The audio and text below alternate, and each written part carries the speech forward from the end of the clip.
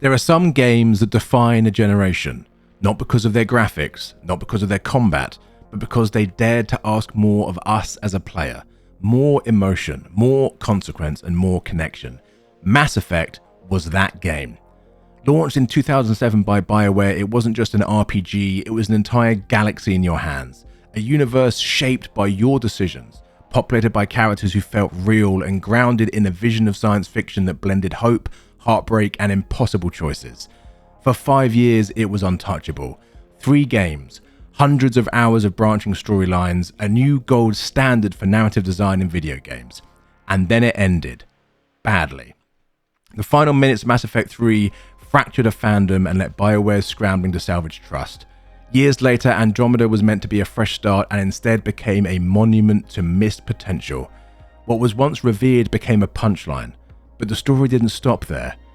In this video, we'll explore the rise of one of gaming's most ambitious franchises, how it built a living galaxy, changed how stories were told in the medium forever, and won the hearts of millions. And then, we'll break down how it all came undone. The rushed conclusions, the development chaos, the corporate delusions that derailed a masterpiece. And finally, we'll ask whether Mass Effect can ever be great again, or if its return is just a hollow echo of the past. This is the story of a franchise that reached for the stars, and what happened when it flew too close to the sun. In 2007, science fiction was stale. Western RPGs were niche, and BioWare, despite its past success with Knights of the Old Republic, was still seen as the team that made Dungeons & Dragons games for nerds. Baldur's Gate was amazing, I will die on that hill. So when they announced a massive space opera with original lore, dozens of alien species, real-time combat, dialogue wheels, branching paths, and choices that would carry across a trilogy, the industry held its breath. And then they pulled it off. Mass Effect wasn't just the birth of a franchise, it was a cultural shift, a rare moment in gaming history where ambition actually met execution. At its core, Mass Effect asked a simple question. What if your choices actually mattered? Not just in the moment, not just in a side quest, but for the entire future of a galaxy. Commander Shepard's journey wasn't just about stopping Saren or unraveling the secrets of the Reapers. It was about defining who Shepard was, your Shepard. Paragon or Renegade wasn't just morality, it was role-playing at a level that console audiences had never seen before. The game's structure was groundbreaking. You could decide who lived and who died in a real, lasting way. The fate of Rex, Ratchney Queen, even your love interest, it all hinged on your decisions. That weight made Mass Effect feel less like a story and more like a living, breathing, reactive galaxy.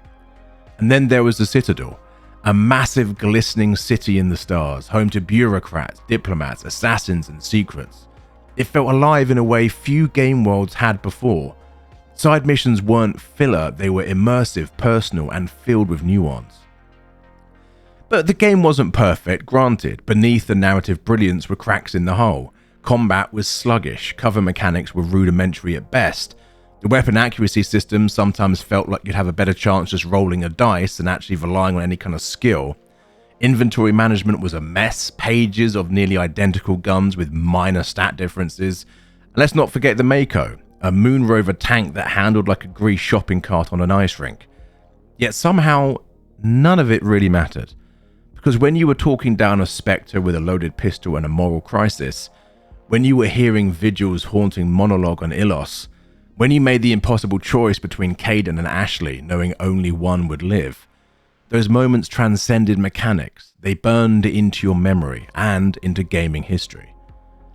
Despite launching exclusively on Xbox 360 at first, Mass Effect quickly found a massive audience. It sold over 3 million copies in its first year, becoming one of BioWare's fastest selling titles. Critics praised it for its ambition, its world building, and the depth of its characters. IGN gave it a 9.4, not that that necessarily means anything because IGN reviews are dog trash and should never be trusted. However, back then, you could trust them. Like, back then IGN said this is a good game or a bad game or middling game, and it actually made sense. Now IGN can't be trusted, along with most games media. Anyway, moving on. GameSpot called it one of the best RPGs ever made. Even Time Magazine named it Game of the Year. What are Time Magazine doing talking about games? More importantly, it ignited something bigger. Trust. Players believed in BioWare. They believed in Shepard. They believed that the journey would matter. Not just for one game, but across an entire trilogy. It was a kind of trust most studios never earn. And BioWare knew they had to protect it. Until, Andromeda. Revisiting Mass Effect now, it's easy to see its age. The texture pop-in, the awkward animations, the dated cover shooter mechanics. But underneath the grime, it's still a jewel. A game that dared to build a living, breathing universe. It gave us Garrus, Tali, Liara, Rex, characters who would evolve into icons. It gave us the Geth, the Protheans, the Reapers, a lore tapestry richer than some entire film franchises. And most importantly, it gave us choice. Not the illusion of choice, but the actual power of choice. Because Mass Effect didn't tell you what kind of hero to be. It asked you who you were, and then let you become that. As the Normandy sped off into the unknown and Shepard's journey continued, players weren't just hoping for a sequel, they were waiting for history to be made again. And what came next was nothing short of legendary. Some games build worlds. Some games build characters. Mass Effect 2 built legends. In 2010, BioWare didn't just deliver a sequel, they dropped a masterpiece. A rare, genre-defining title that didn't just meet the expectations placed on them by the already insanely popular Mass Effect 1, it shattered them. Because Mass Effect 2 wasn't content to ride on the coattails of the first game's success, it had a mission: to be better, to be faster, to be bolder, to be more human, and it succeeded. From the opening moments, Mass Effect 2 made one thing abundantly clear. This was not going to be business as usual. Shepard dies, unceremoniously, violently, and within the first 10 minutes. The Normandy is destroyed, the team is scattered, and your last breath fades to black. It's not just a plot twist, it's a statement. Mass Effect 2 would tear everything down and rebuild it better. When Shepard is resurrected by the mysterious Cerberus organization, the stakes are personal and murky. You're working for people you don't trust to stop an enemy no one understands. The Collectors are abducting human colonies in silence. The Council won't listen, and you're on your own. This shift in tone from galactic savior to morally grey insurgent changed everything. The heart of Mass Effect 2 isn't the Reaper threat, it's not the Collectors, it's the crew. Every great story needs great characters, and Mass Effect 2 had a dozen. Thane, the terminally ill assassin seeking redemption. Jack, a tortured biotic with walls as high as her kill count. Mordin Solus, a fast-talking scientist who helped sterilize a species, now questioning the morality of his genius. Tali, Garrus, Miranda, Legion, even new additions like Grunt and Samara brought unique philosophies, trauma, and depth. And each squad mate had their own loyalty mission, essentially miniature short films exploring personal stakes and values. You weren't just recruiting a team, you were earning their trust, and by the time the suicide mission loomed, that trust really mattered. No mission in gaming history, as far as I can think, captures tension like the suicide mission. You fly through the Omega-4 relay into unknown space, no promise of return, and one wrong decision, a squad mate dies. Slack on loyalty, somebody doesn't make it, and the wrong specialist goes into a vent, game over. The mission design is masterful, because it isn't just about your team's strength, it's about your leadership, your planning, and your ability to jug morality and pragmatism over the course of a 40-hour RPG, all culminating in a single mission where every previous action counts. And here's the twist, it's possible to lose everyone, to win the battle but be left completely alone. The stakes aren't just dramatic, they're personal. Combat received a full overhaul for Mass Effect 2. Gone was the dice roll weapon system, guns now felt punchy, responsive and kinetic. Biotic powers could combo with squad abilities. You could chain fireballs and singularities, freeze enemies mid-air, shatter armor with a well-timed warp. Weapons were limited in variety, but each felt handcrafted. Powers felt like extensions of your playstyle, not just stat modifiers. Critics initially complained about the stripping down of RPG elements, simplified inventory, fewer skill trees, but few could argue that it just played better. Mass Effect 2 walked the line between RPG depth and shooter accessibility, and in doing so brought a whole new audience into the sci-fi RPG genre. Critics didn't love Mass Effect 2, they revered it. 96 out of 100 on Metacritic, 10 out of 10 from Game Informer, BAFTA and Spike VGA Best Game of the Year. It even won Best Writing at the Writers Guild of America Awards. By the end of 2011, Mass Effect 2 had sold over 4.5 million copies, making it one of BioWare's most commercially successful titles ever. Especially impressive for a narrative-heavy RPG in a market increasingly dominated by multiplayer shooters. But perhaps more impressively, Mass Effect 2 didn't just sell units, it sold loyalty. Players weren't just excited for the next game, they were invested, emotionally, narratively, and personally. Shepard wasn't just a protagonist, they were yours, and everyone had a different story to tell. But nothing is perfect. Some fans criticised the sidelining of the overarching Reaper threat. While the suicide mission was an unforgettable climax, the collectors felt more like an isolated menace than a true progression of the trilogy's narrative stakes. Others pointed to the lack of exploration. No more Mako, thank God, meant no more planetary traversal, also thank God. No sense of galactic scale. The streamlined mechanics, while elegant, sacrificed some of the complexity fans loved in the original. These were small scars on an otherwise near pristine monument. Mass Effect 2 wasn't just a sequel, it was a graduation. BioWare had proven they could evolve, innovate, deepen their worlds and characters while reaching a broader audience. And players couldn't wait to see how the trilogy would end. And they had no idea what was coming next. Mass Effect 3 should have been one of the greatest conclusions in gaming history. It had all the ingredients: high stakes, beloved characters, years of choices to pay off, and a fan base ready to follow Commander Shepard into the jaws of annihilation. Instead, it became somewhat of a cautionary tale. A masterwork of storytelling, tension, and payoff, tragically overshadowed by the final 10 minutes.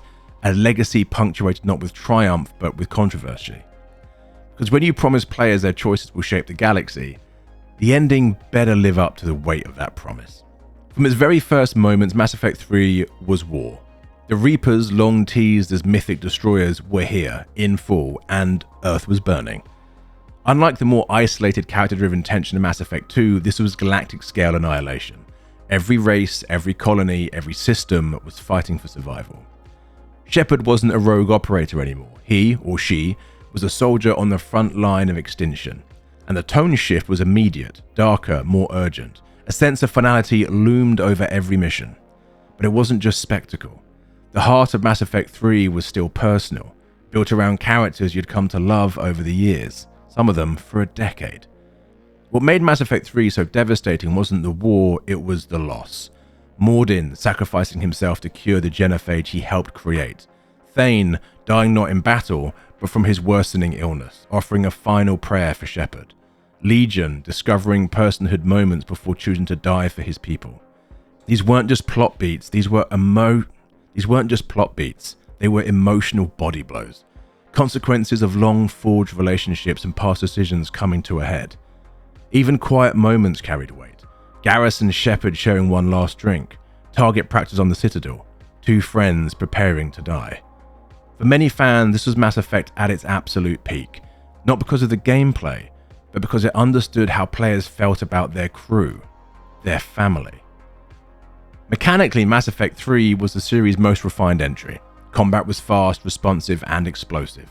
Weapon customization returned. Powers synergized in satisfying ways. Enemies came in waves of increasing complexity. Cerberus phantoms, banshees, brutes, each demanding different tactics. The Galaxy at War system added a meta layer, urging players to complete multiplayer and side objectives to boost their readiness score. For some, it was immersion, for others, a chore, but it was a bold experiment in a cross-system engagement. Multiplayer itself, surprisingly, was a hit. A horde mode shooter that complemented the campaign rather than distracting from it. Still, the focus wasn't on the mechanics, it was on the payoff. And that's where things began to fracture. Mass Effect 3's final moments are infamous. After battling your way to the heart of Earth's resistance, after uniting warring races, curing plagues, brokering peace between ancient enemies, and watching friends die, you finally arrive at the Crucible.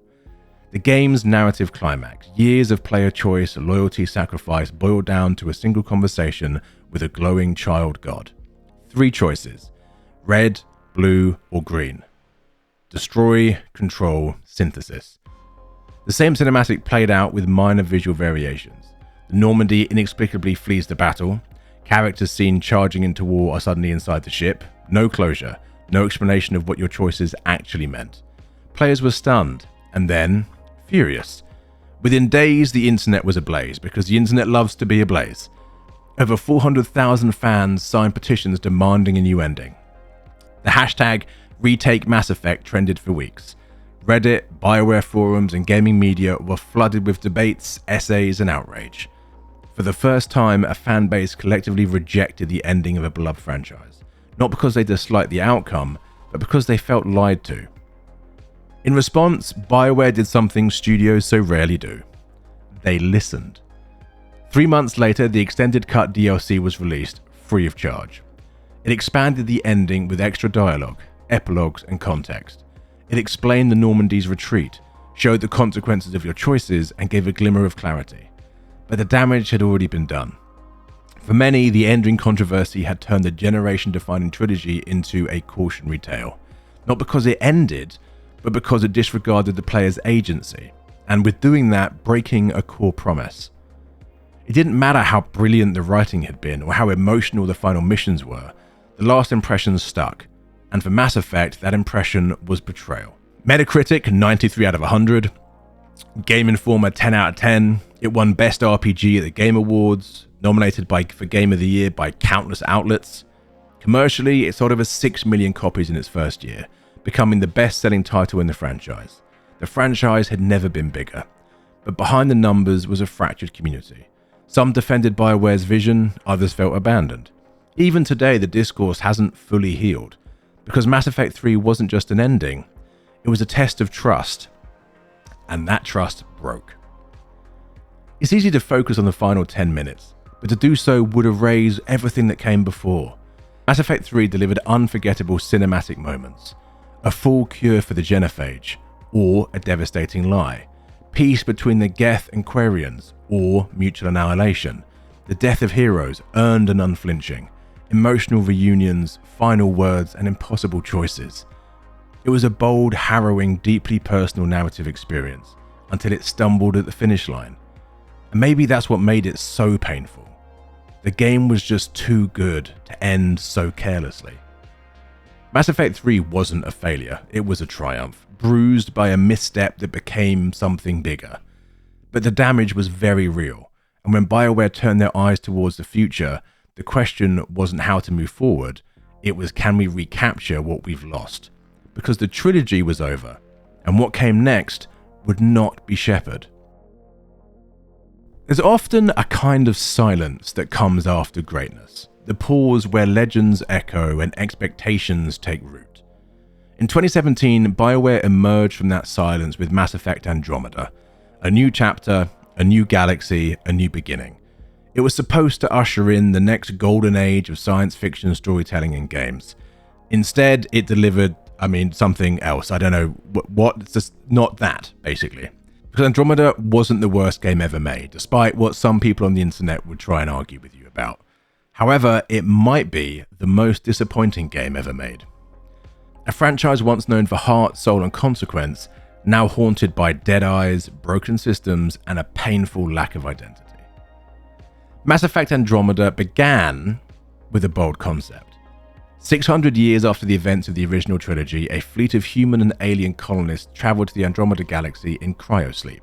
New worlds, new species, a fresh start for the franchise. On paper, it made total sense. No Reapers, no Shepard, a clean slate to rebuild trust and rediscover exploration. But concept is one thing, execution something else entirely. And this time, BioWare didn't just stumble, they walked off the edge, blindfolded, and then jumped, and then screamed for joy, and then stopped screaming for joy when they realized what they'd actually made and released to the world. And breathe. What happened behind the scenes was more tragic than the game itself, as it so often is in the industry. BioWare had split into multiple studios.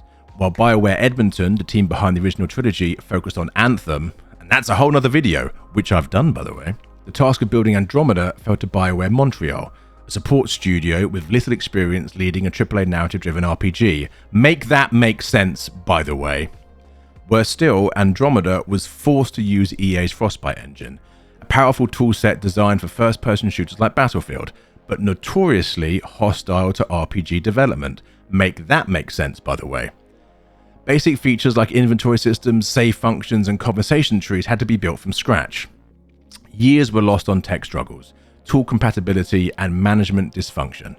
Entire scripts were scrapped. Teams rewrote characters and quests with mere months left to go before release. Multiple key staff members, including senior writers and cinematic leads, left the project mid-development.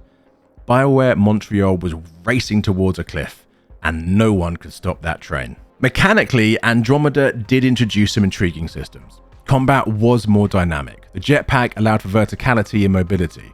Biotic powers could be hot-swapped in real time using profiles instead of fixed classes. Weapon modding was deep, flexible, and impressively open-ended. But it all felt disjointed. Enemy AI was absolutely brain-dead. Encounters lacked rhythm, exploration, while expansive, quickly devolved into empty fetch quests, mineral scanning, and lifeless open-world bloat. Gone was the tight pacing of previous entries. In its place, repetitive planet scanning and base clearing across visually similar landscapes. The worst part, the game was technically broken. At launch, Andromeda was plagued by bugs, stuttering frame rates, soft locks, texture loading issues, and most infamously, facial animations that turned characters into wax mannequins. YouTube was flooded with compilations, dialogue so stiff it became meme fodder, animations so unnatural they overshadowed entire plot lines. And all of it obscured the few things Andromeda actually got right. BioWare games live or die by their characters, and this time they flatlined. The Ryder twins, your protagonist, lacked presence, voiced with flat effect, written without the nuance of Shepard. They felt more like passengers than leaders. The crew, name one. I'd try it. Name a single member of the crew. You can't. Let me help you out. Completely forgettable.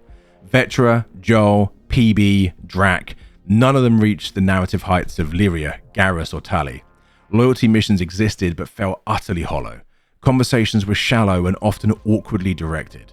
Villains were even worse. The Ket, a one-dimensional alien threat, lacked mystery or complexity. Also, why would you name your main villain after a really, really bad street drug?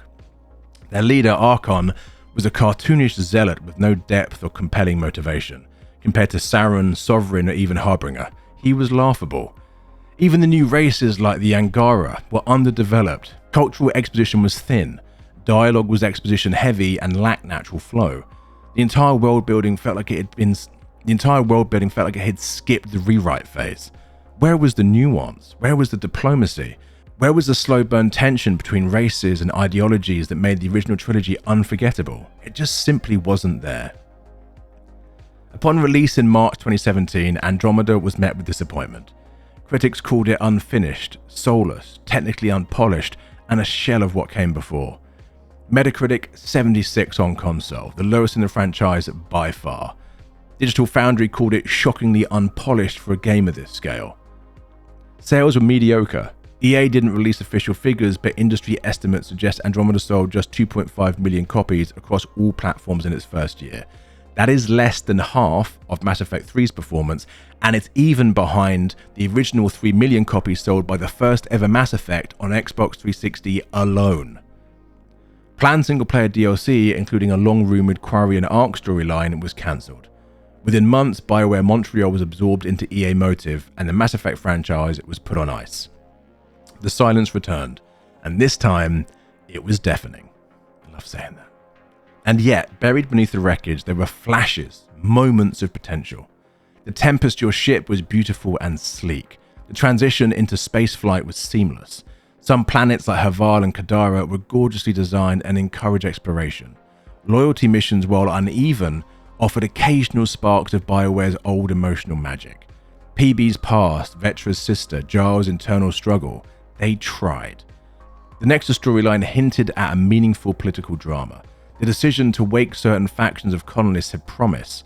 The themes of settlement, colonization, and interspecies tension had real potential. They just weren't executed with care or clarity. And the combat genuinely fun when it worked. But great gameplay systems don't matter if the soul is missing, and Andromeda had no soul. Mass Effect Andromeda wasn't the worst game ever made. It was something so much rarer. A beautiful idea squandered by poor leadership, a broken pipeline, and a studio asked to do way too much, way too fast, with far too little. It didn't just disappoint fans, it buried a franchise. And for years, that was it. No more N7 days, no announcements, just silence. But silence isn't always the end. Sometimes it's just the calm before something returns. After Andromeda, silence wasn't just expected, it was utterly deserved. For years, Mass Effect was a franchise lost in the void. Its fanbase fractured, its developers scattered, its identity buried beneath the debris of a failed reboot and a studio in crisis. But in 2021, something stirred. Not with a bang, not with a new game, but with a reminder, a polished re-release, a familiar tune, and a message that somehow there was still something left in the stars.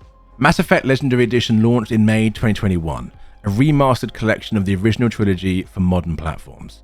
At a glance, it was just a facelift, a repackaging of familiar content, but for many fans it was so much more. And BioWare approached the remaster with due care. Mass Effect 1 received an overhauled combat system, better aiming, improved UI, and more responsive cover. All three games were visually enhanced, high-resolution textures, updated lighting, rebalanced audio, and frame rate boosts for next-gen consoles. More importantly, everything was bundled into a seamless, unified experience, and the reception overwhelmingly positive. But more important, it sold. EA announced the Legendary Edition significantly exceeded sales expectations, with estimates pointing towards well over 3 million copies in the first 2 months. It charted in top 10 sales lists globally and remained a fixture in fan discussions for over a year. Suddenly, Mass Effect mattered again. But was it a real comeback or just a polished nostalgia trip? In November 2020, BioWare unveiled a teaser trailer for what fans quickly dubbed Mass Effect 5, though the official name remains unconfirmed. The footage was short, cryptic. Snow ruins, a lone figure later revealed as Liara Sony, uncovers a piece of N7 armor beneath the ice. A Reaper hum lingers beneath the score, and a title card appears. Mass Effect will continue. It was pure fanbait, but my god did it work. Speculation exploded overnight. Was Shepard alive? Was Liara searching for the truth behind the Reapers? Was this a direct sequel to Mass Effect 3, a hybrid of old and new? Concept art released later in 2022 hinted at merging of timelines, Andromeda elements, the Angara architecture, initiative insignias, overlapping with classical Citadel races and tech. The message was clear. Mass Effect 5 wouldn't ignore Andromeda, but it wasn't going to be ruled by it either. BioWare wanted to build a bridge, but building a bridge is easy. Making people cross it, that's the hard part. To understand where Mass Effect could go next, you have to understand where BioWare is right now. The studio that built the original trilogy no longer exists in the same form. Casey Hudson, the executive producer for the entire original trilogy, left the studio in 2020. Mark Darrah, Drew Capuchin, and David Gader, and many of the core narrative architects behind BioWare's golden era, are gone. BioWare Montreal was dissolved. BioWare Austin was folded into the Old Republic's live service model. Anthem, meant to be BioWare's future, collapsed under poor design, executive meddling, and confused priorities. I've done a video on that, by the way. You should go and watch it. Layoffs, restructuring, and studio instability have plagued nearly every project since 2015. Today, BioWare is a shadow of its former self, and yet it still holds the keys to the Mass Effect universe. They're rebuilding slowly, carefully, but with each passing year, the industry changes, audiences evolve, and expectations shift. The question now isn't can BioWare make another Mass Effect, it's do they still know how to make a good Mass Effect?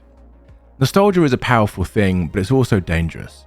Mass Effect 5 can't simply be a greatest hits medley. Reapers, Normandy, Liara, Garrus, these names spark memories. But if the next game leans too hard into familiarity, it risks becoming a museum exhibit instead of a revolution.